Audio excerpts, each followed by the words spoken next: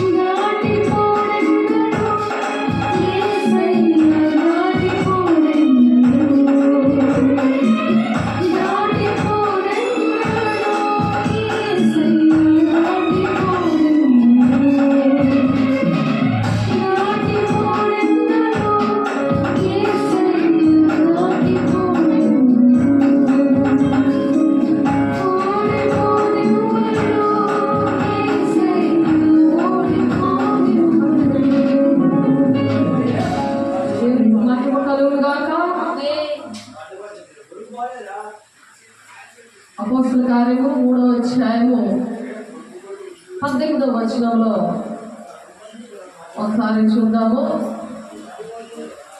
అపోస్తల కార్యం తీయండి, మీకోసం చదువుతున్నాను, చూడండి, రాసుకోండి. దేవుడు ప్రతి ఒక్కరికి కొన్ని వాగ్దానాలు ఇస్తాడు. దేవుడు మనము గురి ఎత్తికే పరిగెట్టాలని చెప్తాడు. 10 మంది ఓపిక పడి మరి గురి ఎత్తికే పరిగెట్టాలని దేవుడు మాటలు మనము పాటల ద్వారా, వాక్యం ద్వారా దేవుడు ఇచ్చిన వాగ్దానాలు, ప్రవచనాలు, దేవుడు మన ప్రతి ఒక్కరి పట్ల కూడా ఆశీర్వాదాలు దేవుడు దాచి ఉంచారు. మనము మాట వినాలి, సరి చేసుకోవాలి, వాక్యానుసారంగా నడవాలి. నడిచినప్పుడు దేవుడు ఓడిపోకుండా గురి వద్దకే చేరుస్తాడు ఆయన. మరి యోసేపును సొంత జనులే మరి బాధ పెట్టినప్పుడు యోసేపును మరి దేవుడు ఎలా ఆశీర్వదించాడో, తను దేవుని బిడ్డగా ఏ విధంగా మరి గురి వద్దకే పరిగెట్టాడో, అలా మనము కూడా పరిగెట్టి మనకిచ్చిన ప్రవచనాలు, అనేకమైన ప్రవక్తల నోట పలికిన ప్రవచనాలు మన జీవితాల్లో ఎన్నో ఉన్నాయి. కాబట్టి ఆ వాగ్దానాలన్నీ నెరవేర్చబడడానికి దేవుడు మన మధ్య నుండి దేవుడు మనతో మాట్లాడుతున్నాడు. ఏంటంటే అపోస్తల కార్యం 3వ అధ్యాయం 18వ వచనంలో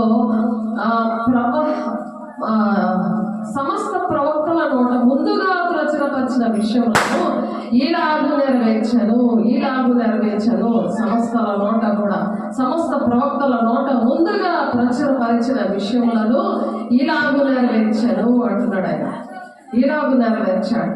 దేవుడు ఎలాగ నెరవేర్చాడంటే, ప్రభు సముఖము నుండి శాంతి కాలంలో వచ్చినట్లును మీ కొరకు నియమించిన క్రీస్తు యేసును ఆయన పంపునట్లను మీ పాపములు తుడిచివేయబడు నిమిత్తమును అన్నిటికీ కుదురుబాటు కాలము వచ్చినని దేవుడు ఆది నుండి తన పరిశుద్ధ ప్రవక్తల నుండి పలికిస్తా వస్తున్నాడు. మన పాపములు, మన దోషములు, అతిక్రమములు కడిగివేయబడాలని దేవుడు మాట విన్నప్పుడు దేవుడు కొన్ని వాగ్దానాలు ఇచ్చాడు మనకి.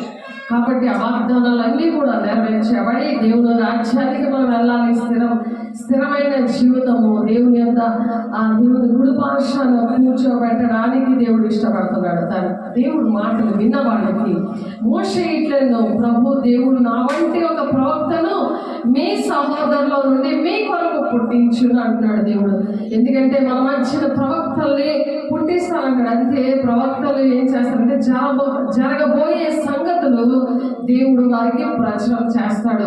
దేవుడు వారి బిడ్డలకి 1000 తరాల వరకు దీవెనకరంగా నడుస్తున్న తల్లిదండ్రులకి, సేవకులకి, ప్రవక్తలుగా వాడుకొని వారి పిల్లలకి ముందుగానే ఆత్మీయ బిడ్డలు అవ్వచ్చు, శరీరమైన పిల్లలు కావచ్చు, మన దేశంలో ఏం జరుగుతున్నాయో కావచ్చు, అన్నీ కూడా జరగబోయే విషయాలు ముందుగా దేవుడు మరి ప్రచురపరుస్తాడు అన్నమాట. కాబట్టి మీ సహోదరుల నుండి మీ కొరకు పుట్టించిన ఆయన మీతో ఏమి చెప్పినను, ఎన్ని విషయంలో మీరు ఆయన మాట వినవలెనో దేవుడు ఇచ్చిన దేవుని సేవకులు, ప్రవక్తలు మరి ముందుగా దేవుడు కళల ద్వారా, దర్శనాల ద్వారా, మరి వాక్యం ద్వారా ప్రచురణ చేస్తున్నప్పుడు వారి మాట మీరు వినాలి అని చెప్తున్నారు. మత్తయి సువార్త 17:4-5 చూస్తే, అప్పుడు పేతురు, ప్రభువా మనం ఇక్కడ ఉండడం మంచిది, నీకు ఇష్టమైతే ఇక్కడ నీకు ఒకటి మోషేకు మరి ఒకటి ఏలియాకు 3 పర్ణశాలలో కట్టుదలని యేసయ్యకి తన సొంత ఐడియాలు ఇస్తున్నాడు. ప్రవక్త చెప్పిన మాట వినాలే తప్ప సొంత ఐడియాలు వాళ్ళకి ఇవ్వకూడదు. నా జీవితంలో జరిగింది. దేవుడు మరి దర్శన వరాలు, ప్రవచన వరాలను ఆత్మీయ బిడ్డలకు ఇస్తే వాళ్ళు ప్రతిదీ కూడా ఇంట్లో కూర్చొని ప్రార్థన చేసుకునేవారు, కానీ వాళ్ళకి దర్శనాలు, ప్రవచనాలు వచ్చేవి కాదు. ఒకవేళ వాళ్ళు అలా అడుగుతున్నారని దుష్టుడు వాళ్ళు దూరి ఆ దర్శనాలు, ప్రవచనాలు వాళ్ళకి ఇచ్చారు. కొన్ని నష్టాలు ఎన్నో జరిగాయి. అప్పుడు ఆ నష్టాలు జరుగుతుంటే మళ్ళీ దేవుని దగ్గర అడిగినప్పుడు దేవుడు నేను చెప్పిన మాట ఏంటంటే, నాకు కూడా నా మాట కూడా వినకుండా వాళ్ళు చాలా ఇబ్బంది పెట్టేవారు నన్ను కూడా.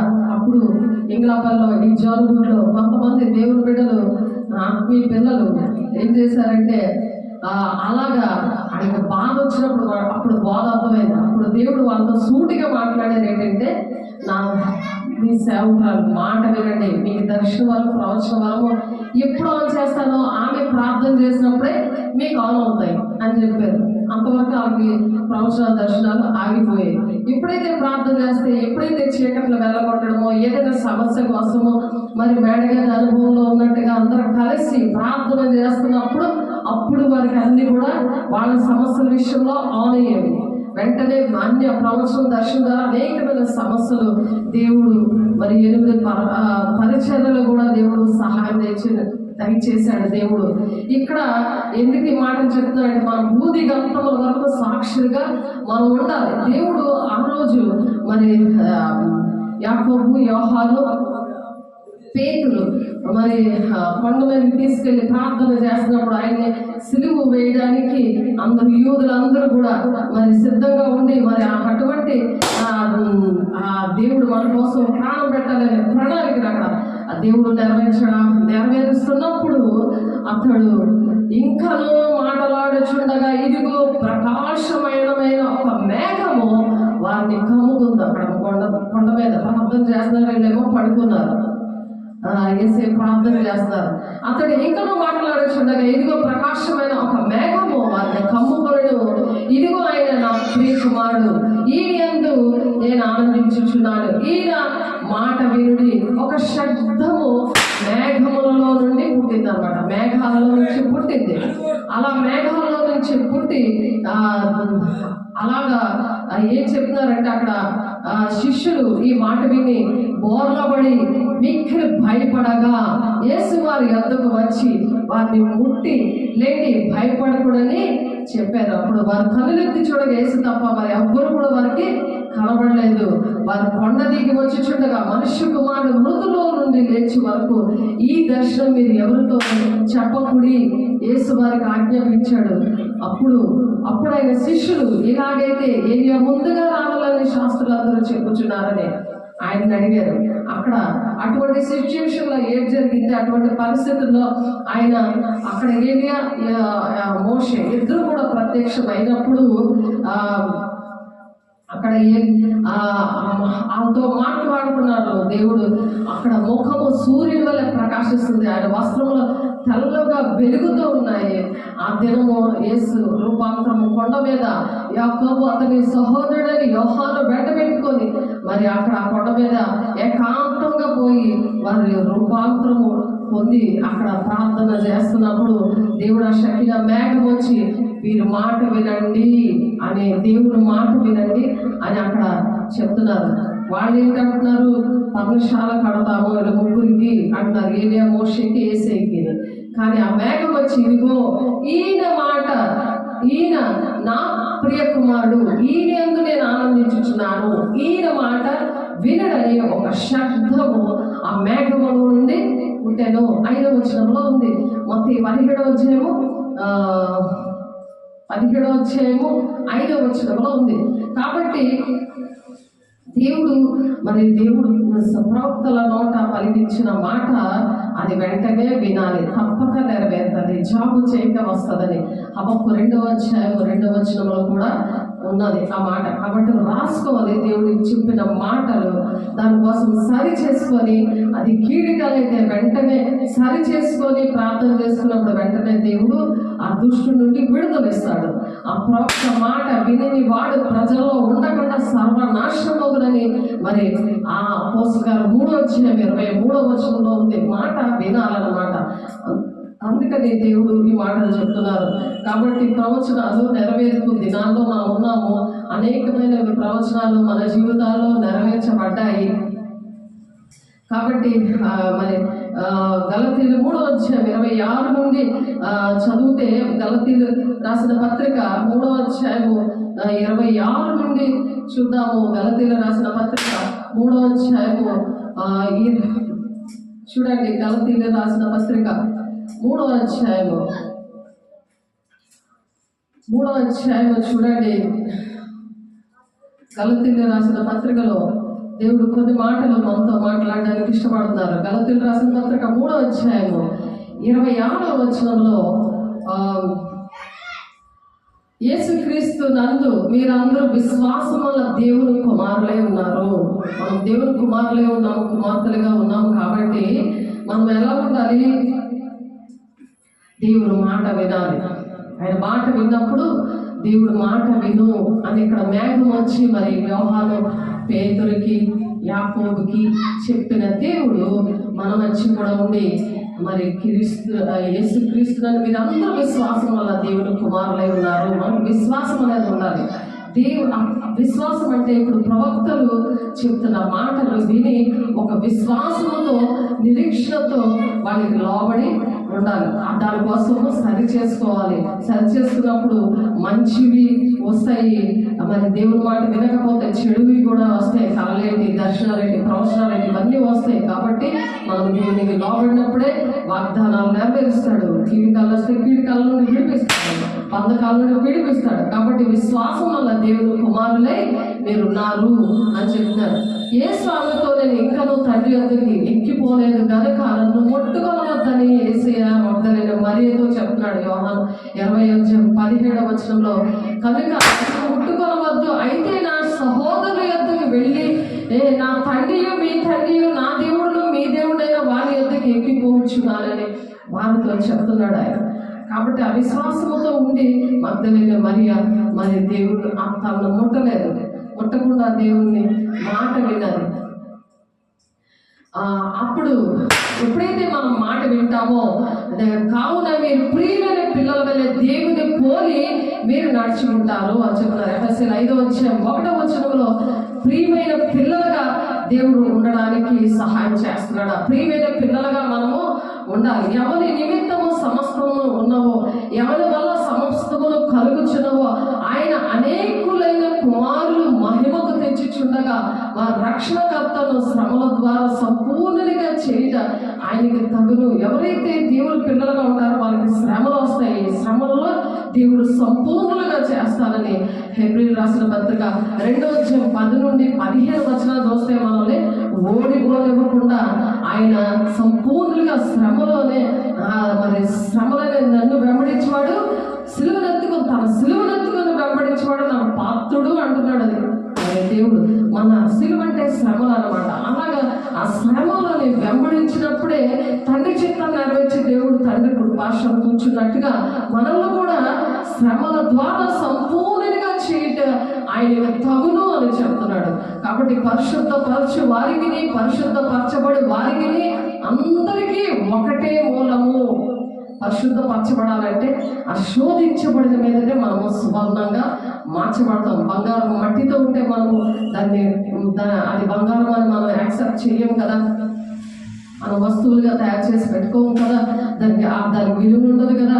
అది శోధించబడి అగ్నిలో కాల్చబడుతుంది, కొట్టబడుతుంది. ఆ శ్రమ అలాగ సువర్ణంగా అది చాలా షైన్గా మనం పెట్టుకున్నప్పుడు, మనం చక్కగా ధరించుకున్నప్పుడు దానికి ఎంతో వాల్యూ ఉంటుంది.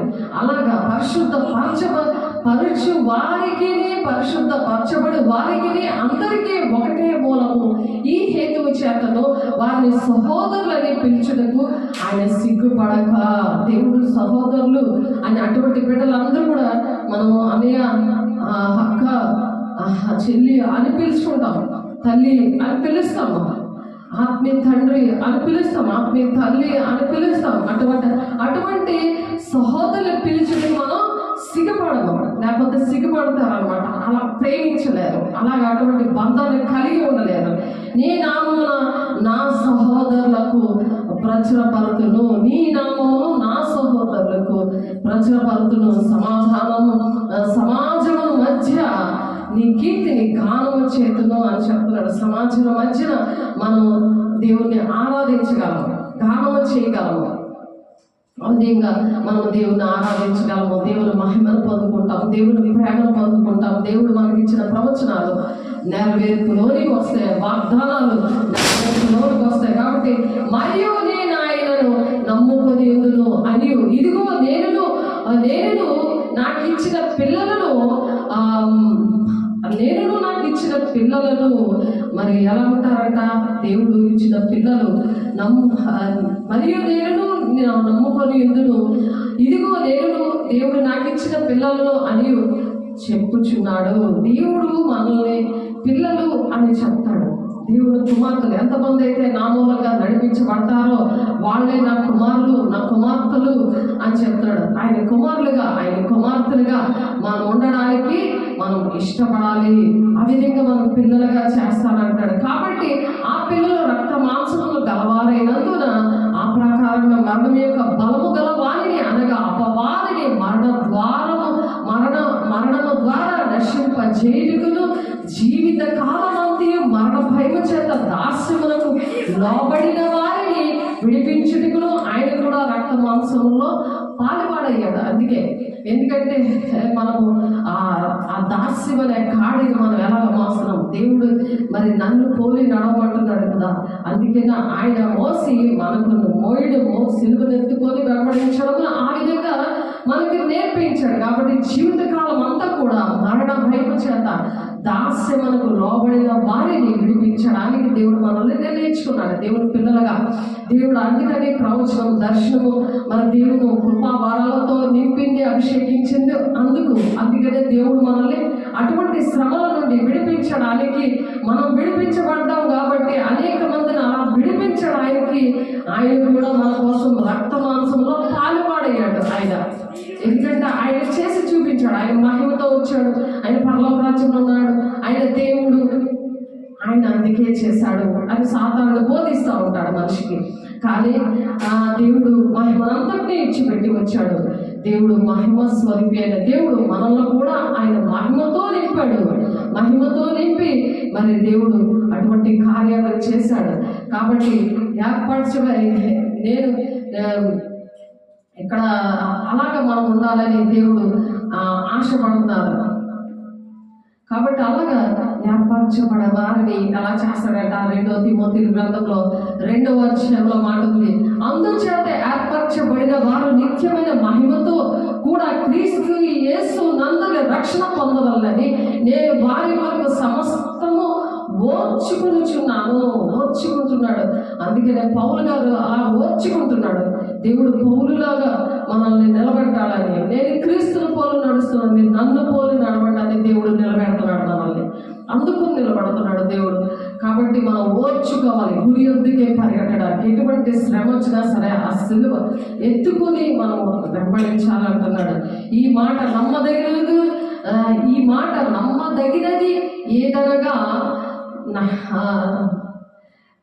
ఏదనగా మనం ఆయనతో కూడా చనిపోయిన వారమైతే ఆయనతో కూడా బ్రతుకుదుము. ఆయనతో కూడా ఆయన ఎలాగైతే పునరుద్ధారుడయ్యాడో అలాగా మరి సమాధుల నుంచి ఎవరైనా లేచిన ప్రపంచంలో ఎక్కడైనా ఉన్నారా? ఆలోచించండి. అందరు సమాధులు ఖాళీగా ఉన్నాయి, కానీ ఆయన సమాధి మాత్రం ఖాళీగా ఉంది. అది నిండిపోయినాయి, అందరు సమాధులు కూడా నిండిపోయి ఉన్నాయి, ఈ సమాధి మాత్రం ఖాళీగా ఉంది. అటువంటి మనకి పునరుద్ధారము, మనకు మరణం లేదు. మనం దేవుడు ఈ తరంలో దేవుడు రాబోతున్నాడు. అవి నెరవేర్పు దినాల్లో ఉన్నాం, మంచి దినాల్లో ఉన్నాం. మేఘా తుఫాను అందుకే వచ్చింది. అటువంటి పరిస్థితుల్లో మనం సరి చేసుకోవాలని, దేవుని దగ్గరికి రావాలని, ఎటువంటి కష్టాలు వచ్చినా, బాధ వచ్చినప్పుడు బోధ అర్థం అవుతుంది, దేవుడు ప్రణాళిక అర్థం అవుతుంది. కాబట్టి దేవుడు ఎటువంటి శ్రమైన, ఖడ్గమైన, హింసైన, ఉపద్రవమైన నీ ప్రేమ నుండి ఎడబాపునని పౌలు గారు చెప్పినట్లుగా మనము దేవుడు మాటలు వినాలి. క్రీస్తును పోలి నేను నడుస్తున్నాను, మీరు నన్ను పోలి నడవండి అని చెప్తారు. అందుకనే మనకు ఓటమి అనేది ఉన్నది. ఓడిపోలేవాడు దేవుడు. మనం దేవుడు స్థిరముగా దేవుని రాజ్యంలో ఉంటాము, కన్ఫామ్గా మనం ఉంటాము.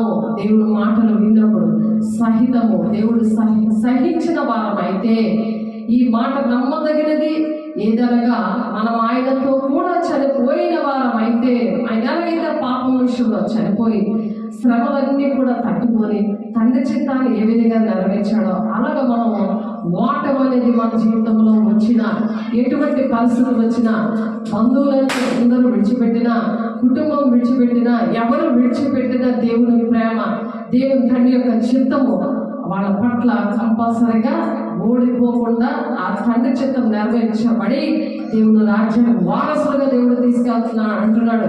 కాబట్టి ఈ మాట నమ్మదగింది ఏదనగా మనం ఆయనతో కూడా చనిపోయిన వారమైతే ఆయనతో కూడా బ్రతుకుదము, మరి సహించిన వారమైతే ఆయనతో కూడా ఏలుదుము. ఆయనతో కూడా మనం కూడా ఎనప దండములో ఏలుతారని ఉంది ప్రకటన గ్రంథంలో. దేవుడు వాక్యం ఆ విధంగా చెప్తారు, ధైర్యంతో ప్రకటిస్తారంట. దేవుడు అలాగే ధైర్యంతో ప్రకటించారు. ఆయన అలాగే సహించిన వారమైతే ఆయనతో కూడా ఏ విధమో ఆయనను ఎరగమంటే మనల్ని ఆయన ఎరుగనను పిరిగోల్లాగా పారిపోయి దాక్కొని ఉంటే దేవుడు కూడా రేపు పొద్దున అక్రమం చేయాలని పొండి మీరు ఎవరో నాకు తెలియదు అని అంటాడు. నీతిమంతుల సింహంలాగా ధైర్యంగా ఉంటారు. దేవుడు బిడ్డ పాములు గెలవలే వివేకం ఉంటారు, పావుల వలె నిష్కపంగా ఉంటారు. కాబట్టి మనం నమ్మదగిన వారమైనను ఆయన నమ్మదగిన వాడుగా ఉండును. ఆయన తన స్వభావములకు విరోధముగా ఏది చేయలేదు. కాబట్టి మనం కూడా అలాగే మన స్వభావం, దేవుని యొక్క స్వభావానికి దేవుని యొక్క గుణాలు మనలో ఉండాలంటే యోహాను 4:53-55 వచనాలు మీరు చదవండి. అందులో దేవుని గుణాలు ఉన్నాయి. నిత్య జీవం ఉంది వేసేసారు ఈ రకంలో. అందుకే అపోస్తలులు 2:42 మరి ప్రార్థన ఎందులో సహవాసమందు రొట్టె విడిచినది మీరు ఎడతెగక ఉండండి అన్నాడు. అలాగే ఎడతెగక మనం సరి చేసుకుంటూ కృపా సింహాసనం దగ్గర మనము తీర్పు పొందక, ఎవరైతే విమర్శించుకుంటూ తీసుకుంటారో తీర్పు పొందక పోరుము అని ఉంది అక్కడ వాక్యము. 1 కొరింథీయులు 11వ అధ్యాయంలో తీర్పు పొందక పోదుము అని ఉంది. మీరు అనుదినము తప్పక కూడుకోండి అని ఉంది. ఇంటింట రొట్టె వినండి అని ఉన్నది. ఎందుకు అనంటే పరిశుద్ధత. దేవుడు పరిశుద్ధంగా ఉండి నీతిమంతుల సింహంలో ధైర్యంగా ఉన్న దేవుడు మాటలు చెప్పడానికి ఎటువంటి శోధనలు వచ్చినా, ఎటువంటి పరిస్థితులు వచ్చినా దేవుని యొక్క వాగ్దానము, పరలోక రాజ్యము మనకి దక్కడానికి దేవుడిచ్చిన వరాలు, దేవుడిచ్చిన ఆశీర్వాదాలు ఈ భూలోకంలో మనం పొందుకొని దేవుని యొద్దకు గురి ఎత్తుకే పరిగెట్టాలని దేవుడు మనతో మాట్లాడుతున్నారు. వీళ్ళు వారిని చెరుపుటకే కానీ మరి దేనికి పనికిరాని మాటల గురించి వాదం పెట్టుకోవద్దు. వెళ్ళలేకపోతే వదిలే అంతే. వాదం పెట్టుకోవద్దు. వాదించేవాడు సమాధానకర్త అయిన దేవుడు కానే కాదు. సమాధానకర్త అయిన దేవుడు మీ కాళ్ళ కింద ఆవాదించే దెయ్యాన్ని కాళ్ళ కింద చెదగొట్టి సైలెంట్గా ఉంటారు. కాబట్టి వాక్యం అనే దేవుడు వాళ్ళతో మాట్లాడేలాగా ప్రార్థన చేయాలి. వాళ్ళ కోసం ప్రార్థన చేయాలి. వాళ్ళ చీకట్లో వెళ్ళగొట్టడానికి దేవుడు నమ్ము వారి ఎట్టి సూచిక్రియలు చేస్తాను. రోగుల మీద స్వస్థత చేతులు ఇచ్చినప్పుడు మరి పాముల్ని ఎత్తి పట్టుకుంటారంట, సాతాన్ని ఎత్తి పట్టుకుంటారు అనమాట. మనల్ని ఎత్తి పట్టుకోడు సాతాడు. ఇలా పేక పట్టుకుని ఆడిని ఎత్తి పట్టుకుంటాడు, పాముల్ని ఎత్తి పట్టుకుంటారు. నువ్వు ఏకాంతంగా కూర్చొని ప్రార్థన చేయి. నేను హింసించి వారి కోసం ప్రార్థన చేయమన్నాడు ఆయన. కాబట్టి విని వారికి మరి కొత్త భాషలో మాట్లాడతారు. వాడు దేవునితో ముఖాముఖిగా మాట్లాడతారు అని చెప్తుంది అపోస్తలులు 14:2 మనం నేర్చుకున్నాం. భాషలతో మాట్లాడేవాడు దేవుడితోనే డైరెక్ట్గా మాట్లాడతాం. అలాగా దేవుడితో మాట్లాడుకోవాలి. ఇక్కడ వాదించకూడదే, విని వారికి చెడుపడకే కానీ మరి దేనికి పనికిరాని మాటల గురించి వాదం పెట్టుకుని వద్దని ప్రభు ఎదుట వారికి సాక్ష్యం ఇచ్చొచ్చు. సాక్ష్యాలు, దేవుని యొక్క సాక్ష్యాలు మనకు దినదినము ఉండాలి. యేసునామంలో దేవుని రాజ్యానికి వారసులుగా ఉండడానికి ఆయన సాక్ష్యం ఉండాలి. పరిశుద్ధాత్మ దేవుడు మీ మీదకి వచ్చినప్పుడు శక్తిమంతులు అవుతారు. యోదయ సమయ దేశంలో అంతటా మీరు సాక్షిగా ఉండాలి. మనం అలాంటి సాక్షిగా ఉండాలి. ప్రభు ఎదుట వారికి సాక్ష్యం ఇచ్చొచ్చు. ఈ సంగతులు వారికి జ్ఞాపకం చేయాలి. దేవుడు ఆ సాక్ష్యము వాక్యము పట్టుకొని వాదించకుండా వాళ్ళతోటి ఇవి మాట్లాడాలి. అప్పుడు ఆ సాక్ష్యం ఏం చేస్తుంది, వాళ్ళ నోరు మోయిస్తుంది. కాబట్టి జాగ్రత్తగా దేవుని బిడ్డలతో మనం మాట్లాడాలి. సాతాన్ని ఎదిరించాలి. వాళ్ళున్న సాతాన్ని వెళ్ళిపోయినప్పుడు మన మాట వింటారు. కాబట్టి 16 అపోస్తలుల కార్యము 3:16 చూస్తున్నాము. ఆయన నామమందలి విశ్వాస మూలంగా ఆయన నామమే మీరు చూచి ఎరిగిన వీటిని బలపరచాను.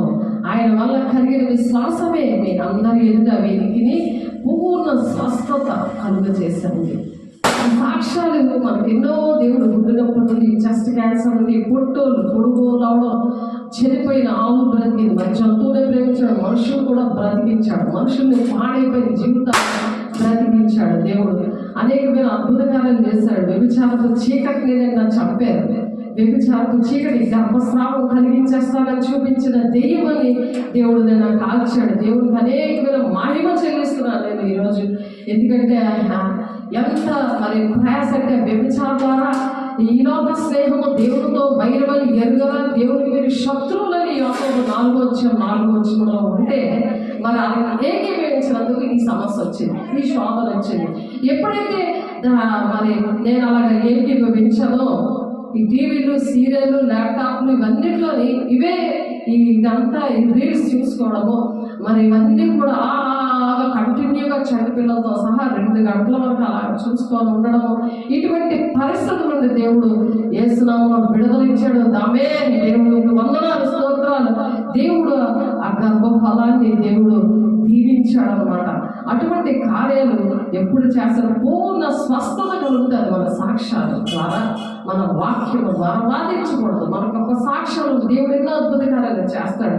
ప్రవచనాలు, దర్శనాలు, మేడగదంలో, అపోస్తల బోధలో మరి ఎప్పుడైతే అలా చేస్తారో వారి భయం కలుగుతుంది. మీరు అపోస్తలలో వాడబడతారని ఉంది అపోస్తల గారు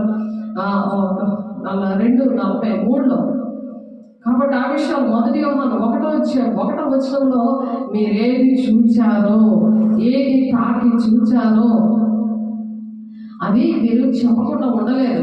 ఇక్కడ 2 తిమోతి 2:14 కూడా వినువారిని చెరుపుటికే కానీ మరి దేనికి పనికిరాని మాటల గురించి వాదం పెట్టుకోవద్దని ప్రభు ఎదుట వారికి సాక్ష్యం ఇచ్చుచు. మన సాక్ష్యం చాలా మంచిది. సాక్ష్యాన్ని పోగొట్టుకోకూడదు. పోగొట్టుకొని చెప్తున్నారు సాక్ష్యాన్ని. ఎప్పుడో బీపీ పోతే ఇప్పటి వరకు బీపీ టాబ్లెట్లు ఎన్ని మింగుకోనుండి వారానికి ఎంత డబ్బులు బీపీకి, ఆ షుగర్లకి, ఇవన్నీ బీపీ పోయింది ఒక ఆయనకి, ఇంకొక ఆయనకి అతను నడిపించిన సేవకుడికి షుగర్ పోయింది, కానీ మళ్ళీ వచ్చింది. ఎందుకు సాధారణంగా ఎందుకు మళ్ళీ వచ్చాడు అంటే ప్రవచనాలు నెరవేర్పులోనికి రావడానికి మరి దేవుని దగ్గర కూర్చొని ప్రార్థనలు చేసుకోవట్లేదు, దేవునికి లోబడట్లేదు, వాక్యానికి లోబడట్లేదు, సాక్ష్యం పాడు చేసుకుంటున్నారు. కాబట్టి ప్రభు ఎదుట వారికి సాక్ష్యం ఇచ్చు ఈ సంగతులు వారికి జ్ఞాపకం చేయము. ఆ సంగతులన్నీ కూడా జ్ఞాపకం చేయాలి, అలా సరి చేయాలి. అలా సరి చేసినప్పుడు దేవుని ఎదుట యోగ్యునిగాను, సిగ్గుపడనక్కర్లేని పనివాళ్ళుగాను, సత్యవాక్యమును సరిగా ఉపదేశించే వాళ్ళుగాను నిన్ను నీవే దేవుని కనపరిచి కొనుటకు జాగ్రత్త పడమంటున్నాడు. జాగ్రత్త పడాలి. సాక్ష్యం పాడైపోయి మళ్ళీ అదే సాక్ష్యం చెప్పచ్చా? అది అబద్ధ సాక్ష్యం అవుతుంది కదా. పదాజ్ఞంలో అబద్ధ సాక్ష్యం పలకకూడదు అని ఉంది కదా. సాక్ష్యాన్ని పాడు చేసుకోకూడదు. ఆ సాక్ష్యంతో దేవుని బిడ్డలు రక్షించడానికి కాపాడుకోవాలి. నిన్ను నీవే దేవుని కనపరుచుకోవాలి. అలాగా నిన్ను నీవే దేవుని దృష్టిలో దేవుడు వింటున్నాడు, దేవుడు చూస్తున్నాడు. ఇది దేవుడి మాటలు, మాయ మాటలు చెప్పి ప్రజల మోసం చేయకూడదు.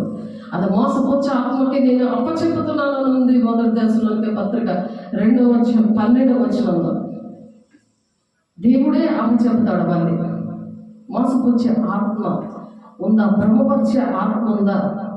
భ్రష్ట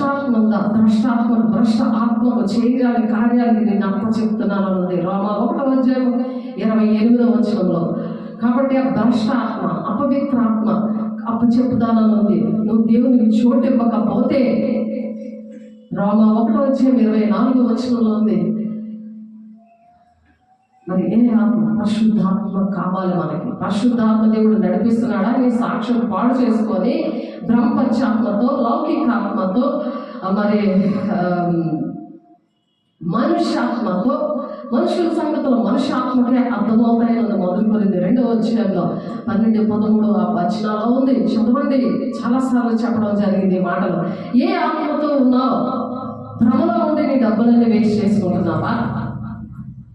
తిరుపతికి వెళ్ళినట్టు అందరూ పొలవరకు వచ్చేస్తుంటే చెట్టుని చూచి బండ్లు అమ్ముకుంటున్నారు చాలా మంది.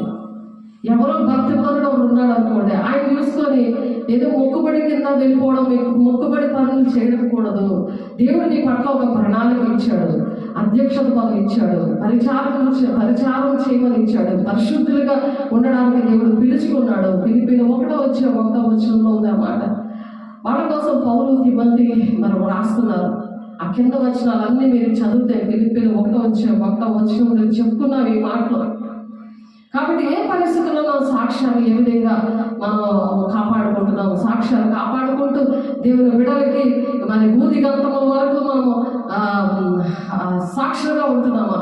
యూదయ సమరయ దేశంలో అంతటా పరిశుద్ధాత్మ దేవుడు వచ్చినప్పుడే శక్తివంతులు అవుతారు. అప్పుడే భూమి గమనం వరకు వారు సాక్షిగా ఉంటారు. అబద్ధ సాక్ష్యం పలకలేరాడు. దినము వారికి సాక్ష్యం ఉంటుంది. దేవుని బిడ్డ అలాగా దేవునికి కనపరుచుకొనుటకు జాగ్రత్తగా మీరు ఉండండి అని చెప్తున్నాడు దేవుడు ఇక్కడ.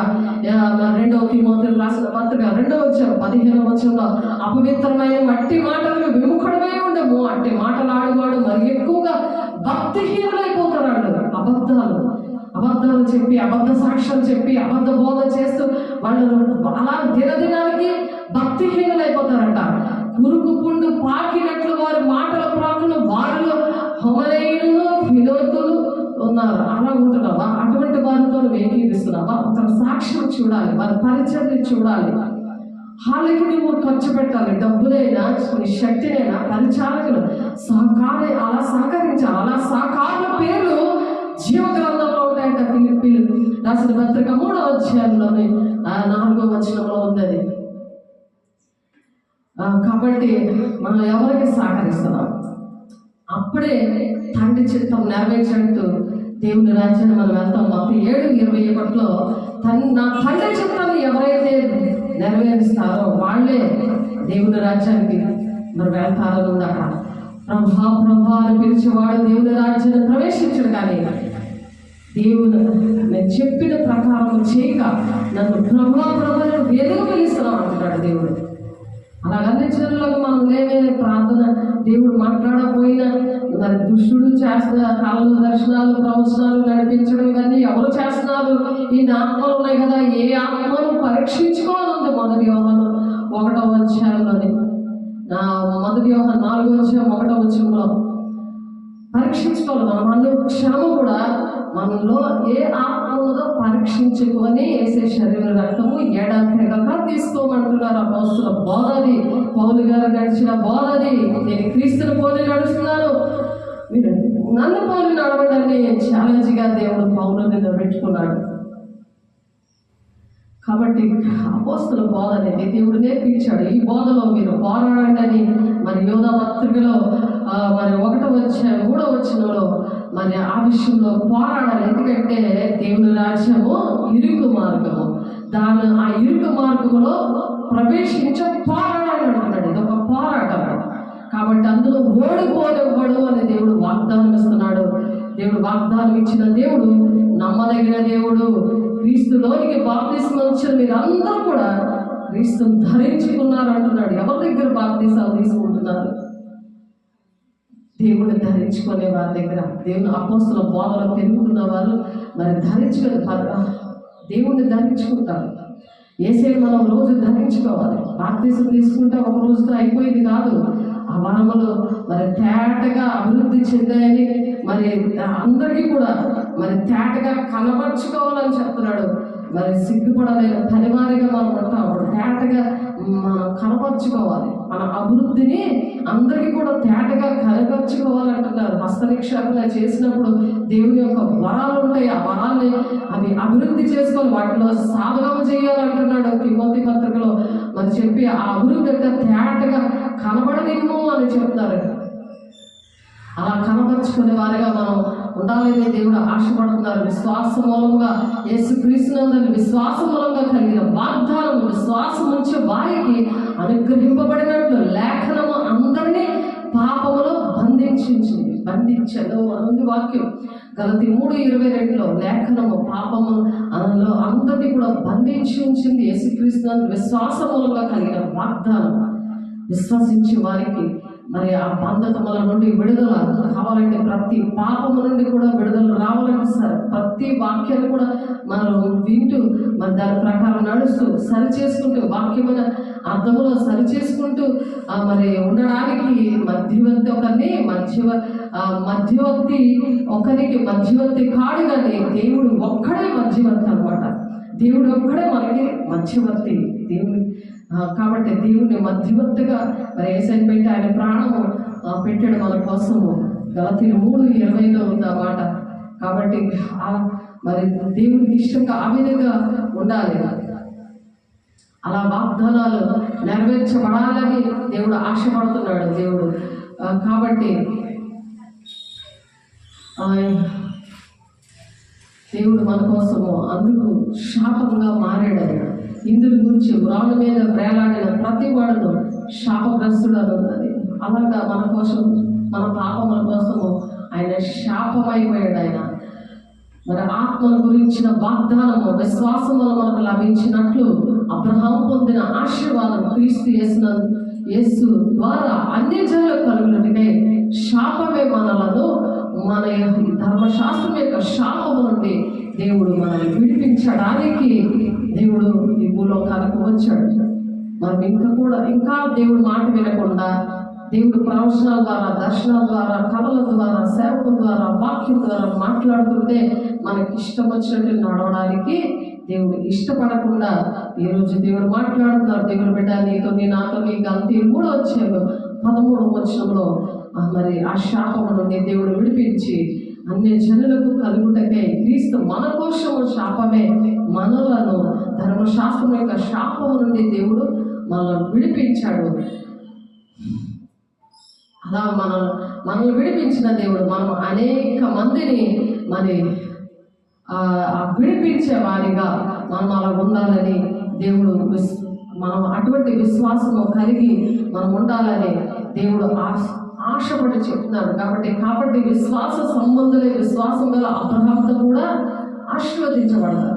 ఫిబ్రవరి 6:14 ఉంది, నా తోడు నేను నిత్యంగా ఆశీర్వదిస్తాను, నిత్యంగా నేను వర్ధిల్లింపజేస్తాను అని నేను సేవకు వచ్చినప్పుడు నా దేవుడు ఆ విధంగా మాట్లాడారు. అటు విధంగా దేవుడు ఆశీర్వదించడానికే నేను పోరాడుతున్నాను. అలాగే ఆశీర్వాదాలు పొందుకుంటూ ఎటువంటి శ్రమ వచ్చినా సరే మరి యోసేపు ఎలాగ నిలబడ్డాడో, మరి అబ్రహాం ఏ విధంగా నిలబడ్డాడు, అలా దేవుడు భక్తులందరూ ఎలా నిలబడ్డారో అలా మనం పోరాటం అనేది మన జీవితంలో వచ్చినప్పుడు దేవుని అభిషేకము చాలా ముఖ్యము.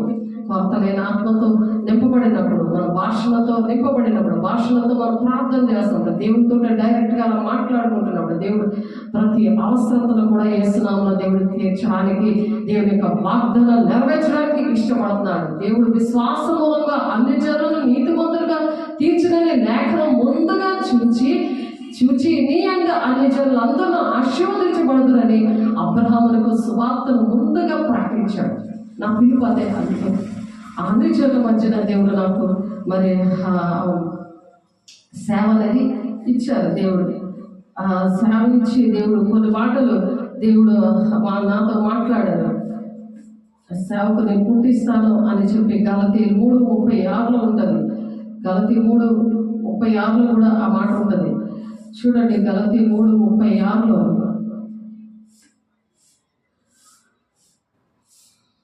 యేసుక్రీస్తు మీరందరూ విశ్వాసం వల్ల దేవుని కుమారులై ఉన్నారు అని 26 ఉన్నది. దేవుడు విశ్వాసంతో ఉన్న వాళ్ళని దేవుని కుమారులుగా నిర్మించి దేవుని బిడ్డలుగా మరి దేవుడు అపోస్తలుల 3:36 వచనంలో ఆయన సేవకుల్ని పుట్టిస్తూ ఉంటాడు అన్నమాట. అలా పుట్టించి దేవుని బిడ్డలుగా అనేక మందిని మన బంధకాల నుంచి విడిపించడానికి ఇష్టపడతాడు దేవుడు. మరి అందుకనే దేవుని మాట వింటారు, విని దేవునికి ఇష్టంగా వారు నడవాలని దేవుడు ఆశపడుతున్నాడు. దేవుని బిడ్డ దేవుని సేవకుని అపోస్తలుల గారు 3:26 వచనంలో దేవుడు తన సేవకుని పుట్టించి ప్రతి వారిని మన దుష్టత్వం నుండి మళ్లించడం వల్ల మిమ్మల్ని ఆశీర్వదించడానికి ఆయన మొదట మీ వద్దకు పంపించాడు.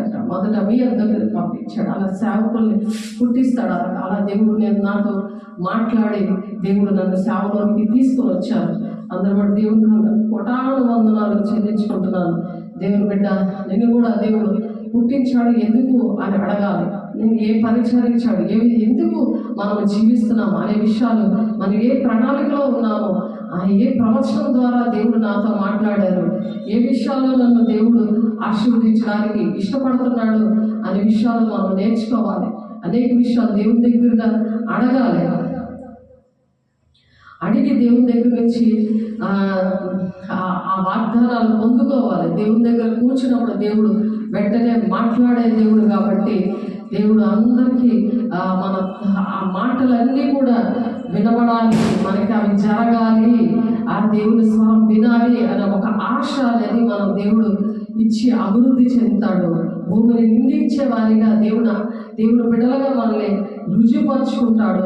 మన అభివృద్ధి అందరికీ తేటగా కనబడాలని పౌలు గారు తిమోతితో మాట్లాడుతున్నారు. ఇక్కడ మరి హస్త నిక్షేపణము అనేక మందికి చేసినప్పుడు దేవుడు అనేకమైన వరాలతో నింపారు. వాళ్ళు నేను ఆ పరిచర్యలో 25 సంవత్సరాల పరిచర్యలో దేవుడు నింపారు. దేవుని బిడ్డలు ఆ విధంగా మీరు ఉండాలని దేవుడు ఆశపడి ఈ మాట చెప్తున్నారు. మొదటి తిమోతి పత్రిక 4వ అధ్యాయము పెద్దలు హస్త నిక్షేపము చేయగా ప్రవచన మూలముగా నీకు అనుగ్రహింపబడిన నీలో ఉన్న వరములు అలక్ష్యము చెయ్యకు. నెరవేర్పు దినాలు ఉన్నాం, అంచె దినాలు అందరి మీద ఆత్మను కుమరిస్తాను. మీరు మీ యవ్వనులు దర్శనాలు చూస్తారు, వృద్ధులు కలలుగా అంటారు. మీ కుమారుల మీద మీ కుమార్తెల మీద నేను ఆత్మను ప్రవచిస్తాను. మీ కుమార్తెలు ప్రవచిస్తారు. మీ సేవకురాండ్లు మీద ఆత్మను కుమరిస్తానని మరి అపోస్తలుల 2:17 నెరవేరుతుంది. ప్రవచనం ఎక్కడ ప్రవచించారు? యోబేలు 2:28 ప్రవచించాడు. అది 28 అపోస్తలులు 2:17 నెరవేర్పులోకి వచ్చింది నా జీవితంలో. ఆ నెరవేర్పు వచ్చి మరి వాళ్ళకి బాప్తీసాలు ఇస్తున్నప్పుడు దేవుడు యేసయ్య నా ఆత్మీయ నేత్రాలు వాళ్ళకి తారబడ్డాయి. మరి ఆ వాటర్ అంతా రక్తంగా చూశారు. బాప్తీసం కూడా ఎక్కడెక్కడో కూడా చూపించారు. మరి బాప్తీసం ఇస్తున్నప్పుడు ఇంగ్లాపల్లిలో, జల్లగుడ్డలో, అరుగువేలిలో, ధరంపూర్లో మరి ఇస్తున్నప్పుడు వాళ్ళు ఏంటంటే ఆ వాటర్ అంతా బ్లడ్గా చూశారు. బ్లడ్ వేసే రక్తంలో వాళ్ళకి కడగబడినట్టు దేవుడు చూపించారు. మరి మనుషులు కూడా వేసే బాప్తీసం ఇస్తున్నట్టు చూపించారు, కానీ నన్ను చూపించలేదు. ఎందుకంటే మరి లోకంలో ఉన్నవాడి కంటే మీలో ఉన్నవాడు గొప్పవాడు అని చెప్తున్నాడు దేవుడు. కాబట్టి దేవుడు అంచె దినాల్లో అందరి మీద నేను ఆత్మను కుమరిస్తాను అంటున్నాడు. కాబట్టి ఆత్మ లేనివాడు నావాడు కాడు అంటున్నాడు. దేవుని ఆత్మ లేకపోతే, పరిశుద్ధాత్మ దేవుడు లేకపోతే మనం దేవుని రాజ్యంలో రహస్య రాకడలో మనం ఎత్తబడే గుంపులో ఉండలేము. కాబట్టి దేవుని దగ్గర మరి హస్త నిక్షేపణ చేసి దేవుని పిల్లలందరికీ కూడా యోహాన పేతురు ఎలాగైతే చేతులేసి ప్రార్థన చేసినప్పుడు వాళ్ళు దేవుని ఆత్మను ఎలా పొందుకున్నారు, దేవుని వరాలు ఎలా పొందుకున్నారు, అలా పొందుకున్నారు. అలాగే మరి పౌలు ప్రార్థన చేసినప్పుడు అపోస్తలుల 19వ అధ్యాయంలోనే పరిశుద్ధాత్మను పొందుకోలేని వాళ్ళందరికీ చేతులేసి ప్రార్థన చేస్తారు, భాషలతో మాట్లాడడం మొదలుపెట్టారు. అలా దేవుడు సహాయం చేశారు. మరి పెద్దలు అలాగే హస్త నిక్షేపణ చేయగా ఇక్కడ మొదటి తిమోతి 4వ అధ్యాయంలో మీ అభివృద్ధి తేటగా కనబడనివ్వండి అంటున్నాడు. ఎందుకంటే మనం ఆశీర్వదించబడాలి. ఓడిపోనేవాడు దేవుడు. కాబట్టి దేవుని అభిషేకాన్ని ఆ విధంగా కాపాడుకోవాలి. పరిశుద్ధతలో పరిశుద్ధులు సంపూర్ణ క్రీస్తు శరీరం క్షమాభివృద్ధి జరగాలి అంటే, పరిశుద్ధులు సంపూర్ణులు అవ్వాలి అంటే కొందరిని స్వార్థికులుగా, ప్రవక్తలుగా, ఉపదేశకులుగా, కాపర్లుగా, బోధకులుగా దేవుడు నియమించాడు. నాకు ఇచ్చిన పిలుపు నా స్వరముతో స్పాట్లో మేము ఏడుస్తుంటుంటే మరి మా ఆయనకు అభిషేకం ఇవ్వనని, నాకు అభిషేకం ఇవ్వనని, మరి మాకు అభిషేకం ఇవ్వనని ఒక చూస్తే 600 బ్రాంచ్ల పైన ఉన్నాయి వాడికి.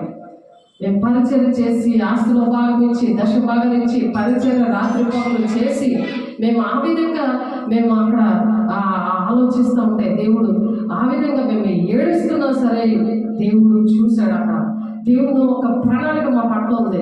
మనుషులు చూడరు. మనుషులు మన పట్ల ఏ ప్రణాళిక ఉందో అది మనుషులకు అర్థం కాదు. మనుషులు చూడరు. కానీ ఎఫ్ఎస్సి 4:13 ఉంటుంది ఆ మాట. మరి మిమ్మల్ని అలాగా స్వార్థికులుగా మా ఆయనకి స్వరం ద్వారా 2004లో పిలుపు, నా సువార్త పని చేయి అని మాట్లాడారు మా ఆయనతో. 2 సంవత్సరాలు మరి ఆ ఏకాంతంలో అక్కడే ప్రార్థనలో ఉన్నాడు. అయినా సరే దేవుని అభిషేకం ఇవ్వలేదు. మేము కాపులకే ఇస్తాం, సువార్తలకు ఇవ్వము అన్నారు. నాకు వాక్యం తెలియదు, నాకేమీ తెలియదు, నేను అభిషేకం పొందుకొని ఉన్నాను. కానీ దేవుడు అక్కడికక్కడ ప్రవచన వాక్యము దేవుడు నాతో మాట్లాడాడు. ఆ స్పాట్లో మాట్లాడాడు. ఎఫ్ఎస్సీలో 4వ అధ్యాయము 13వ వచనం చూడండి. అపోస్తలుల 4వ అధ్యాయము 13వ వచనం మీకు చూపిస్తున్నాడు. ఎందుకంటే నా సేవ స్టార్ట్ అయింది. మనుషుల వైపు చూడకుండా దేవుడి వైపు చూడడము. దేవా నాకు భక్తి నేర్పించు, మరి నాకు నువ్వే మాట్లాడు, నాకు నేర్పించు అన్నప్పుడే నాకు ఇవన్నీ నేర్పించాలి ఈ క్షణం వరకు కూడా. కాబట్టి పరిశుద్ధులు సంపూర్ణులు అవ్వాలంటే క్రీస్తు శరీరము క్షమాభివృద్ధి చెందుటకు, పరిచర్య ధర్మము జరుగుటకు ఆయన కొందరు అపోసలు గాను, కొందరు ప్రవక్తలు గాను, కొందరు సువార్తికులు గాను, కొందరు కాపర్లు గాను, ఉపదేశకులు కానీ నియమించాడు. ఆయన నియమించాడు. మనుషులు నియమించేస్తే నువ్వు నిలబడుకోకూడదు. వాళ్ళు ఓడిపోకుండా పరిగెడతారు, గురి ఎద్దుకే పరిగెడతారు. మనుషుల సహాయం కాదు ఇది, దేవుడు సహాయము. మనుషుల అభిషేకం కాదు ఇది, దేవుడు అభిషేకము. అందరూ అభిషేకించేసి నా మనిషిగా నా సంస్థలో చేర్చేసుకుందామని దొంగల్లాగా నా చుట్టుకున్నా సరే నా దేవుడు దాన్ని విడిచిపెట్టలేదు, ఓడిపోనివ్వలే. ఈ క్షణం వరకు కూడా ఆ వివేచన ఆత్మ ఇచ్చాడు నాకు దేవుడు. ఆ వివేచన ఆత్మ కలలో దేవుడు కల్పించిన వివేచన ఆత్మ అని చెప్పి ఇచ్చారు. ఆ వివేచన ఆత్మ బట్టి అది ఏ ఆత్మ వెంటనే దేవుడు అర్థం చేసే కృపనిచ్చారు. ఎందుకంటే ఈ భక్తిలోనే ఏ ఆత్మ తెలుసుకోలేని పరిస్థితిలో ఆ మోసపుచ్చే దినాల్లో చాలా టైము దేవుడు టైం నాశనం అయిపోయింది. టైము ఒంట్లో ఉన్న శక్తి, డబ్బులు ఎంతో నాశనం అయిపోయింది. ఓట్ల మీద నాశనం చేశాడు సాతానుడు. కాబట్టి మనకు భక్తి అనేది కరెక్ట్గా పరిశుద్ధాత్మ దేవుడు వచ్చినప్పుడు మనం శక్తివంతులు అవుతాం. అప్పుడే యోదయ సమయ దేశంలో అందరూ సాక్షిగా ఉంటాము. దేవుడికి ఇష్టమైన సాక్షిగా ఉండాలని దేవుడు ఆశపడి ఇప్పుడు చెప్తున్నాడు. కాబట్టి హస్త నిక్షేపణము చేసినప్పుడట పెద్దలు హస్త నిక్షేపణము చేయగా ఆ పెద్దలు ఎవరో అని గమనించుకోవాలి, ఏ ఆత్మ అని గమనించుకోవాలి. పెద్దలు హస్త నిక్షేపణము చేయగా ప్రవచన మూలంగా నీకు అనుగ్రహించబడిన నీలో ఉన్న వరములను నువ్వు అలక్ష్యం చెయ్యొద్దు అంటున్నాడు దేవుడు. దానికోసమే ప్రార్థన, సహవాసము, రొట్టె విచ్చుడని మనం ఎడతెక్కున్నప్పుడు దుష్టుడు ముట్టకుండా తన్ను తాను భద్రము చేసుకోమని ఉంది వాక్యం. మొదటి యోహాను 5వ అధ్యాయంలో ఉంటుంది అన్నమాట. కాబట్టి దుష్టుడు ముట్టకుండా మనం అలాగా భద్రం చేసుకొని దేవునికి ఇష్టంగా ఉంటాం. మనం ఏంటంటే 17 వచనంలో మొదటి యోహాను 5:17 దేవుని మూలంగా పుట్టినవాడు ఎవడనో పాపము చేయడానికి ఎరుగుదము, దేవుని మూలంగా పుట్టినవాడు తను భద్రం చేసుకుని గనుక దుష్టుడు వాడిని ముట్టలేడు. వాడు గురి ఎద్దుకే మనం పరిగెడతాం, ఎన్ని శ్రమలైనా తట్టుకుంటాం. ఓడిపోలేకుండా దేవుడు నడిపిస్తాడు ఆ మనిషిని. స్త్రీ పురుషులను భేదం లేదని చెప్తాడు గలతీయులకు రాసిన పత్రికలోని 3వ అధ్యాయంలో.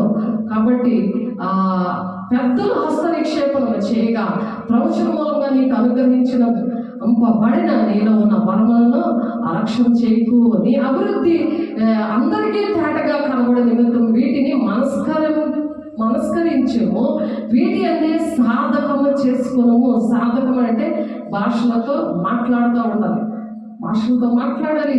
భాషలతో మాట్లాడేవాడు దేవుడితోనే డైరెక్ట్గా మాట్లాడుతున్నాడు అని ఉంది కదా. ఆ విధంగా మనం మాట్లాడుకోవాలి. దేవునికి ఇష్టంగా మనం దేవుడితో మాట్లాడితే మంచిది, కానీ మనం ప్రజలతో మాట్లాడితే మనకేం మంచిది కాదు, మనకు మంచిది కాదు.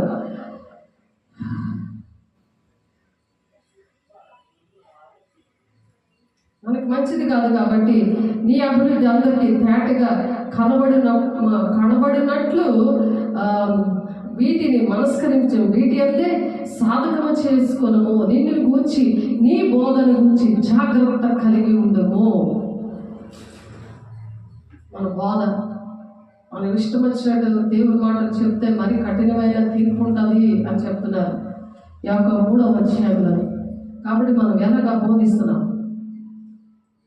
మన వాక్యము, మన సాక్ష్యము కలిసి ఉంటుందా లేదా? ఏవో కలిసి చెప్పేస్తున్నామా? ఏవేవో చూసుకొని ఏవేవో వినుకొని చెప్పేస్తున్నామా? మన సాక్ష్యం ఉండాలి, వాక్యం ఉండాలి. మన దేవునికి ఇష్టంగా ఆ విధంగా నడుస్తున్నామా లేదా అనేది దేవుని దగ్గర అడిగి తెలుసుకోవాలి. మనం ప్రతిదీ కూడా దేవుని దగ్గర మనం చూసుకోవాలి. మొదటి కొరింథీయులకు రాసిన పత్రిక 14వ అధ్యాయం 2వ వచనం, ఎందుకనగా భాషతో మాట్లాడేవాడు మనుషులతో కాదు దేవునితో మాట్లాడుచున్నాడు. మనుషుడు ఎవడను గ్రహించడు, కానీ మనల్ని కూడా మనుషులు గ్రహించరు. దేవుడు ఒక్కడ మనల్ని గ్రహిస్తాడు, దేవుడు ఒక్కడ మనల్ని చూస్తూ ఉంటాడు. ఎందుకంటే తన్ను వెంబడించేవాడు తన సిలువను ఎత్తుకొని వెంబడించమంటున్నాడు. ఆయన సిలువ ఎవరు వెంబడించరు, ఎవరు మాట వినరు, ఎవరు పట్టించుకోరు. కాబట్టి గ్రహించేవాడు మనుష్యుడు ఎవడను గ్రహించడు, కానీ వాడు ఆత్మ వల్ల మర్మములను పలుకుచున్నాడు. మర్మాలు, ఆ మర్మాలు కూడా వాడికి అర్థమవు. కాబట్టి మనం ఏ విషయంలో కూడా బాధపడకుండా దేవునికి ఇష్టంగా ఆ విధంగా నడవాలని దేవుడు ఈ మాటలు చెప్తున్నారు. 1 కొరింథీయులు 2వ అధ్యాయంలో ఉంటుంది. ఎలాగ మనం బోధించాలి, ఏ విధంగా మనం బోధ అనేది ఎలాగ చేయాలి, దేవుడు మనకు దయచేయబడిన వాటిని తెలుసుకుంటే మనము లౌకిక ఆత్మను కాక దేవుని యొద్దకు వచ్చే ఆత్మను పొంది ఉన్నాము. కాబట్టి మనుష్య జ్ఞానము నేర్పు మాటలతో గాక ఆత్మ సంబంధమైన సంగతులతో సరి చూచుచు ఆత్మ నేర్పు మాటలతో వీటిని గురించి మేము బోధిస్తున్నాం. ఇక్కడ ఎవరు నేర్పిస్తున్నారు? ఆత్మ నేర్పిస్తుంది. ఆత్మ నేర్పు మాటలతో మన సొంత మాటలు చెప్పకూడదు. కఠినమైన తీర్పు ఉంటుంది దేవుని బిడ్డ. మన సొంత మాటలు, మన సొంత సాక్ష్యాలు, మన సొంత గొప్పలు చెప్పుకోకూడదు. దేవుడికి మహిమ రావాలి. మనం తగ్గించబడి ఆత్మ నేర్పు మాటలతో వీటిని గురించి మేము బోధిస్తున్నాము అంటున్నాడు పౌలు. ప్రకృతి సంబంధించిన మనుషుడు దేవుని ఆత్మ విషయంలో అంగీకరించాడు. మనం చెప్పితే వాళ్ళకి అర్థం కాదు, అంగీకరించాడు. అది అనవసరం మనకి. కానీ దేవుడి దృష్టిలో మనం ఎలా ఉన్నాం, దేవుని విషయంలో మనం ఎలా బోధ చేస్తున్నాం, అప్పుడు మనం వాళ్ళు రక్షించబడాలంటే దేవుడి చిత్తం అది.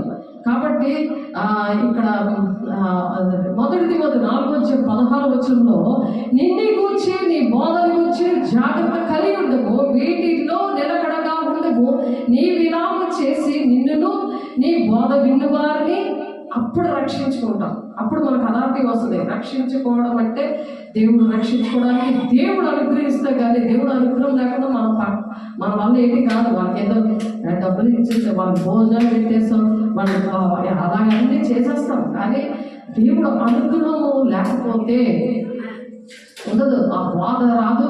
ఆత్మ నేర్పు మాటలు ఆత్మానుభావం చేతనే వివేచింపదను కనుక అతడు వాటిని గ్రహింపజాలడు అంటున్నాడు. ఆత్మానుభవం ఎవరికైతే ఆత్మ ఉంటుందో వాళ్ళే గ్రహిస్తారు, వాళ్ళే మనం మాట్లాడతారు, వాళ్ళే మనం పట్టించుకుంటారు.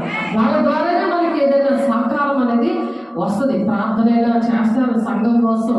ఎన్ని వాగ్దానాలు ఇచ్చినా, ఎన్ని ఆయన చేతులేసి ప్రార్థన చేసినా వాళ్ళు మరి కరెక్ట్గా లేకపోతే మరి వాళ్ళకి అభివృద్ధి అనేది రాదు. ఎందుకు రాదు? అభివృద్ధి తేటగా కనబడదేమో, వాటిని సాధకం చేసుకోవాలంటున్నాడు ఆయన. పని చేయాలి. సైకిల్ కొని అలా పెట్టేస్తే జంగు పట్టేస్తుంది. మోటార్ సైకిల్ కారు కొనేసుకున్నాను అనుకుంటే అది వాడాలి, వాడకపోతే అది జంగు పట్టేస్తుంది. అలాగే నువ్వు నేను కూడా జంగు పెట్టేస్తాం. కాబట్టి వాటి ఏమో సాధకం చేయాలి. అదే ప్రార్థన, సహవాసం, రొట్టె విరుచున్నది ఎడ తగ్గకుండా పడ్డాడు. అప్పుడు భయం కలిగిందంట. అపోస్తలులా వాడబడ్డారు ఉంది 43వ వచనంలో. అలా వాడబడాలని దేవుడు ఆశపడుతున్నాడు. అలా గురి ఎందుకే పరిగెట్టమని చెప్తున్నాడు ఆయన. యేసేపు అలాగా ఆశీర్వదించబడ్డారు.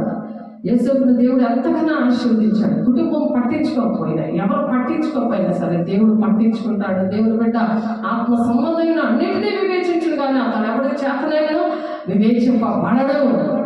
ఎవరు పట్టించుకోలేదు, ఎవరి కళ్ళల్లో పడం. మనం దేవుడు చాటునే మనం ఉంటాం, దేవుడు వెనకాతలో మనం ఉంటాం, దేవుడు ముందుగా పెడతాం. దేవుడికి మహిమ రావాలని, మనకు కాదు మహిమ. దేవుడు బిడ్డ ఒకసారి ఆలోచించు. ప్రభు మనసును ఎరిగి ఆయనకు బోధింపగలవాడు ఎవడు? మనమైతే క్రీస్తు మనసు కలిగిన వాడు. క్రీస్తు మనసు అనుకుంటారు కాబట్టి దేవుడికి బోధించారు, దేవుని బిడ్డలకి బోధించారు. కాబట్టి నా మాట విను అని చెప్పారు. అక్కడ యాకోబు, యోహాను, పేతురు ఏం చేశారు?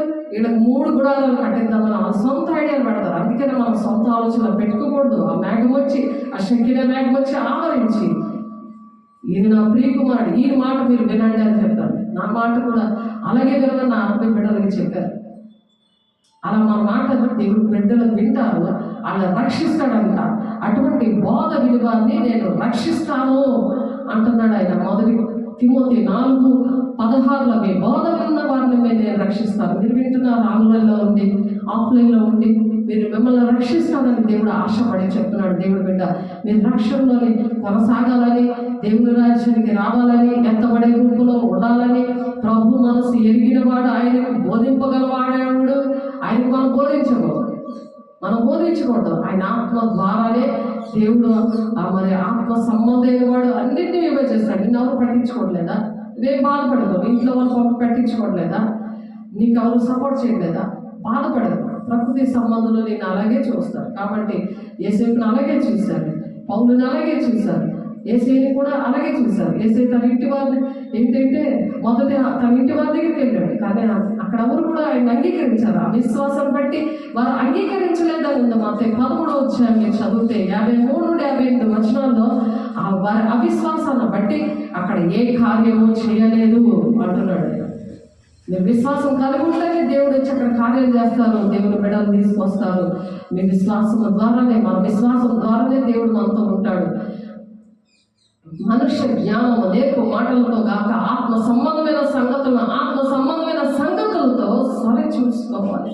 వాక్యము మన సాక్ష్యం సరిచూసుకుంటూ ఆత్మ నేర్పు మాటలతో వీటిని గురించి మేము బోధిస్తున్నామని సాక్ష్యం చెప్తున్నాడు అక్కడ పౌలు. ఆ విధంగా మనం మరి అపోస్తల బోధలో మనం ఉన్నప్పుడు దేవుడు ఆ విధంగా బోధ విలువనంట రక్షిస్తానని 2 తిమోతి 1వ అధ్యాయంలో 2 తిమోతి 1 తిమోతి 4వ అధ్యాయం 16వ వచనంలో ఆ విధంగా అలాగా ఆ బోధ విలువని రక్షించుకుంటామంట. మన అభివృద్ధి అందరికీ తేటగా కనబడేలాగా మనం వాటి అయితే సాధకం చేసుకుని దేవుడు ఇచ్చిన ఆ వరాలు ఫలాలు అవన్నీ కూడా తేటగా కనబడే నిమిత్తము అందరితో కూడా మనం ఆ విధంగా సాధకము చేయించే వారిగా కూడా మనం ఉండాలి. కాబట్టి 1 యోహాను 5వ అధ్యాయము మరి 18వ వచనంలో మనము దేవుని సంబంధం మరియు లోకమంది దుష్టులంది ఉన్నదని ఎరుగుదుము. మనము సత్యవంతుడైన వారిని ఎరుగవల్లని దేవుని కుమారుడు వచ్చి మనకు వివేకం అనుగ్రహించున్నాడని ఎరుగుదుము. దేవుడు మనకు వివేకం ఇచ్చాడు కాబట్టి మనం దుష్టులు ముట్టకుండా మనల్ని భద్రం చేసుకోమంటున్నాడు. 1 యోహాను 5:17 ప్రకారం మనం దేవుని కుమారుడైన యేసుక్రీస్తునందున్న వారమే సత్యవంతుని అందున్నాము. ఆయనే నిజమైన దేవుడు నిత్య జీవమునైనాడు. నిత్యము జీవమిస్తాడు. నిత్యం ఆయనతో కూడా ఉంటామని, నిత్య జీవం గలవాడమని. కాబట్టి చిన్నపిల్లలాగా విగ్రహముల జోలికి పోకుండా జాగ్రత్తగా ఉండండి. దేన్ని విగ్రహంగా చేసుకోకూడదు, దానికి సాగిల పడకూడదు, దాన్ని పూజించకూడదు అని ఉంది. అంటే దేన్ని ఎక్కువగా ప్రేమిస్తే దాన్ని విగ్రహము లెక్క.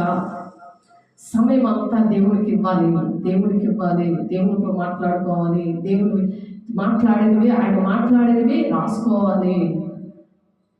చదువువాడు పరిగెత్తుతూ చదువు వీలవునట్లు నువ్వు ఆ విషయములను నువ్వు పలక మీద తేటగా రాసుకో అనుంది హబక్కు 2వ వచనంలో. అది నిర్ణయ కాలంలో జరుగుతుంది, అది తప్పక నెరవేరుతుంది, జాబు చేయక జరుగుతుంది అని అక్కడ ఎంత కన్ఫామ్గా మాట్లాడారో ప్రవచనాలు. ఆ విధంగా నెరవేర్పు లోనికి వస్తాయి. దేవుని బిడ్డ అలాగా నెరవేర్పు జరుగుతున్నప్పుడు మరి దుష్టుడి నుండి దేవుడు తప్పిస్తాడు. మత్తయి 6:13 మమ్మును శోధనలోకి తేక దుష్టుల నుండి మమ్మల్ని తప్పించము అని చెప్పి పరలోక ప్రార్థన మనం అందుకే చెప్పుకోవాలి. రోజు కూడా అనుక్షణం కూడా పరలోక ప్రార్థన చెప్పుకోవాలి. మమ్మల్ని శోధనలోకి తేక దుష్టుడి నుండి మమ్మల్ని తప్పించుదేవా అని సరి చేసుకోవాలి. ఆ విధంగా సరి చేసుకోవాలని దేవుడు మాట్లాడుతున్నారు. దేవుడు బిడ్డ మరి అలాగా మనం దేవుని యొక్క దూతలుగా ఉంటామని, మరి దేవుని సేవకులుగా, దేవుడికి చిన్న పని చేసిన దేవుని సేవే అది. ఏ విషయంలో నేను అధ్యక్షుడు దేవుడు ఎంచుకున్నాడో, ఏ విషయంలో నీకు దేవుడు పని చెప్పాడో, దేవుడు పని చేయకుండా ఏ మనిషి కూడా ఉండకూడదు. అది హౌస్ వైఫే కావచ్చు, ఇంట్లో వాళ్ళే కావచ్చు, బయట వాళ్ళే కావచ్చు, చిన్నవాళ్ళే కావచ్చు, పెద్దోళ్ళే కావచ్చు. కాబట్టి సర్వలోకాలు వెళ్ళి సర్వ సృష్టికి మీరు ఈ శుభవార్తను ప్రకటించండి అని చెప్పాడు. దేవుడు ఇచ్చిన ఈ శుభవార్త ఇది మంచి వార్త. ఇది మరి సమస్త ప్రవక్తల నోట ముందుగా ప్రవచించిన మాటలు, సమస్త ప్రవక్తల చోట ముందుగా నెరవేర్చాడు. అవి నెరవేర్పు జరిగే విషయాలు ఉన్నాయి. న్యాయపీఠం ముందు ప్రతి ఒక్కరు కూడా లెక్కప్ప చెప్పాలి. నువ్వు శరీరంతో జరిగించినవి మంచమైనా సరే, చెడ్డమైనా సరే, అవి న్యాయపీఠం ముందు నువ్వు ప్రత్యక్షం అవ్వాలి అని చెప్తున్నారు. సిగ్గుపడలేని పనివారిగా ఉండాలని చెప్తున్నారు. 2 కొరింథీ 5:15 ఉంటుంది ఆ మాట. 2 తిమోతి 2:15 మరి సిగ్గుపడలేని పనివారిగా మనం ఉండాలని దేవుడు ఆశపడుతున్నాడు. దేవుడు మాటలు మరి ఆ విధంగా దేవుడు ఆశపడి చెప్తున్నారు. దేవుడు మరి నాకు ఇచ్చిన మరి ఆ దర్శనము, నాకు ఇచ్చిన ప్రవచనం, దేవుడు నాకు ఇచ్చిన ప్రణాళిక, అది కూడా దేవుడు నెరవేర్చడానికి, ఆ ప్రవచనాలు నెరవేర్పనివి జరగడానికి దేవుడు ప్రతి 8 ఏరియాల్లో కూడా దేవుడు అటువంటి ప్రణాళికతోనే, అటువంటి ఏరియాల్లోనే దేవుడు నన్ను వాడుకోవడానికి ఇష్టపడతాడు. ఎప్పుడైతే అటువంటి బోధలో ఉండే దేవుడు ఆ వరాల అభివృద్ధి తేటగా కనబడేలాగా దేవుడు ఆ విధంగా ఆశీర్వదించాడు. యెషయా 42వ అధ్యాయంలో ఉంది చూడండి. 42వ అధ్యాయంలో 6వ వచనంలో, గుడ్డివారి కన్నులు తెరచుటకును, ఒకప్పుడు నేను గుడ్డిదాన్నే, ఏ బోధ చెబుతున్నానో తెలీదు, ఏ బోధ చెబుతుంటే రాసుకుంటున్నానో తెలీదు, అది దేవుడు స్వరం మానవ స్వరం అని తెలీదు. అలాగే నేను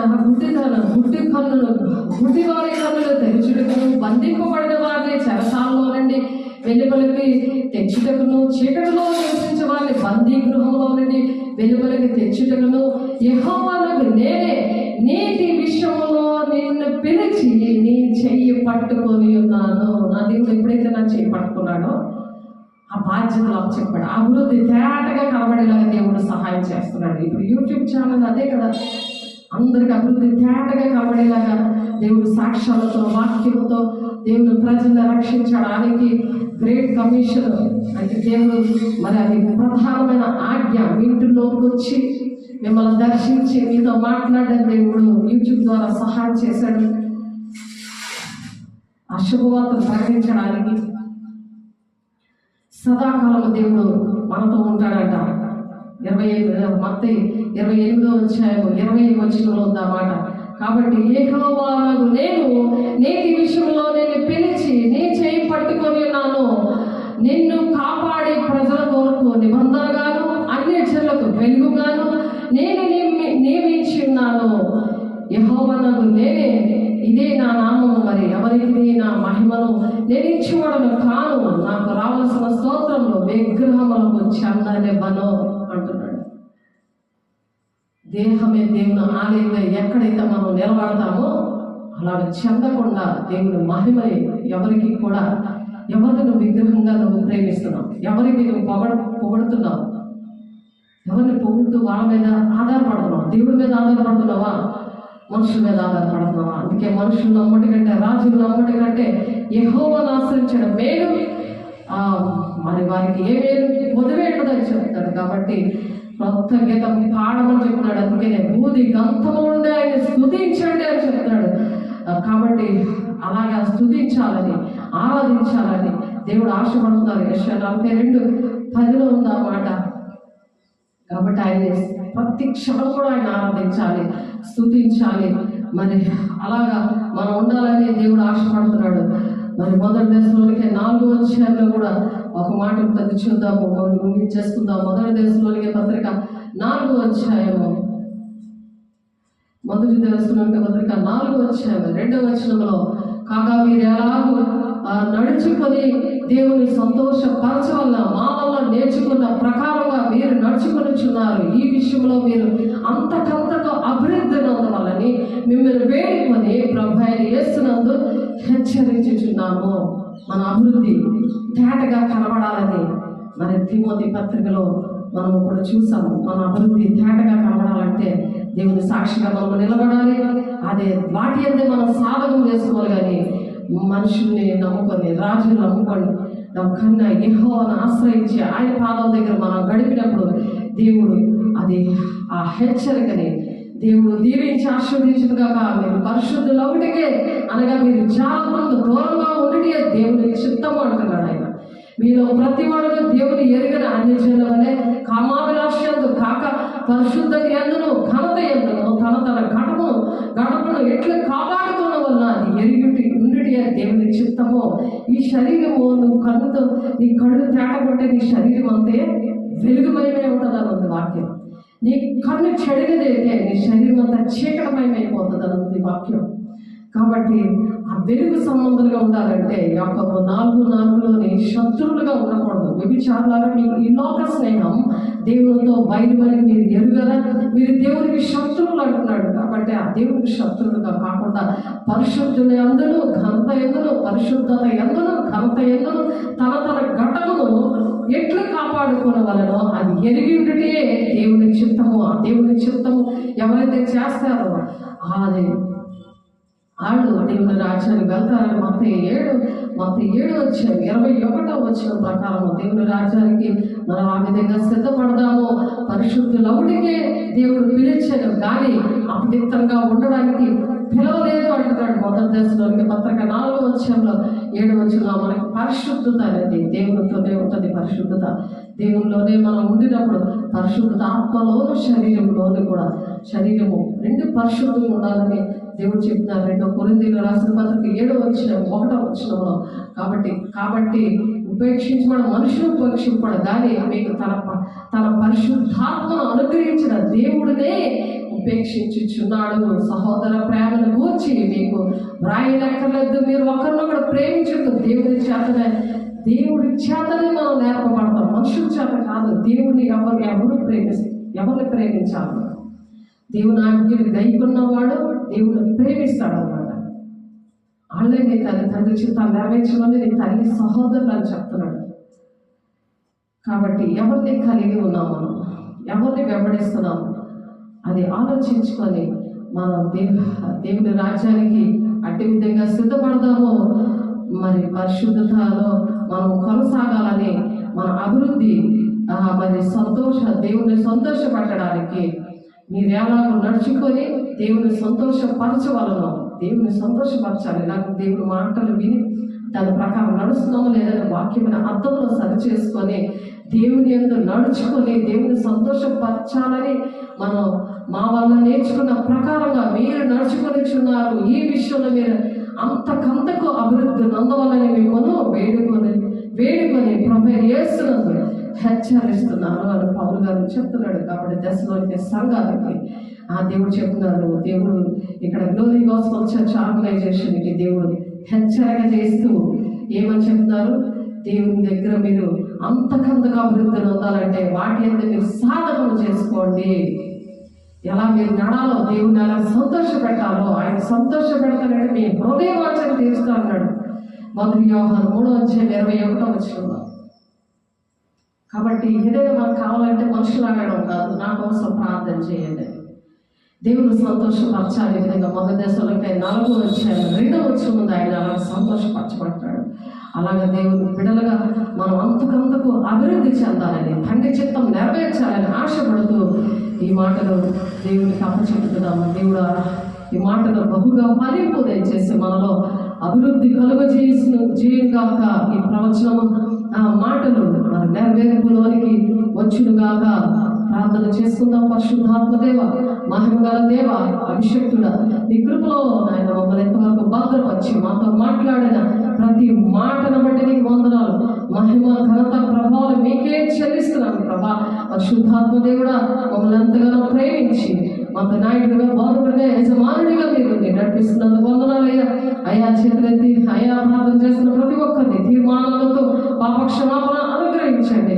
అయా తండ్రి పాపపు ఒప్పుకోలు అయా జరిగించండి. ఆయన మీరే అధ్యక్షత వహించండి, నడిపించండి. మహిమ పొందుకోండి, నీ ఆత్మతో నింపండి, నీ అభిషేకంతో నింపండి, కొరకలేని ఆత్మతో మమ్మల్ని నింపండి ప్రభా. మీ మహిమతో నింపి మీ ప్రణాళికని అయా నెరవేర్చండి. మా అభివృద్ధి తేటగా కలబడిలాగా ప్రభు మేము వాటి అనే సాధకం చేసుకోవడానికి మీరు సహాయం చేస్తున్నందుకు, నడిపిస్తున్నందుకు మీకు సాక్షిగా మరి రేపటి దినాన్ని మీరు నిలబెట్టుకున్నందుకు వందనాలు స్తోత్రాలు చెల్లిస్తూ యేసయ్య పరిశుద్ధ నామములో బ్రతిమలాడి వేడుకుంటున్నాం తండ్రి. ఆమేన్. తండ్రి యొక్క దీవెన, కుమారుని యొక్క కృప, పరిశుద్ధాత్మ యొక్క నిత్య సహవాసము యేసు నామములో మరి చేతులెత్తి బిడ్డలు తీర్మానం చేసుకున్న ప్రతి ఒక్క బిడ్డకి సదాకాలము తోడైంది నడిపించును గాక. ఆమేన్. దేవునికి మహిమ కలుగును గాక. దేవుని నామానికి వందనాలు. God bless you. దేవుడు మిమ్మల్ని దీవించి ఆశీర్వదించును గాక. ఆమేన్.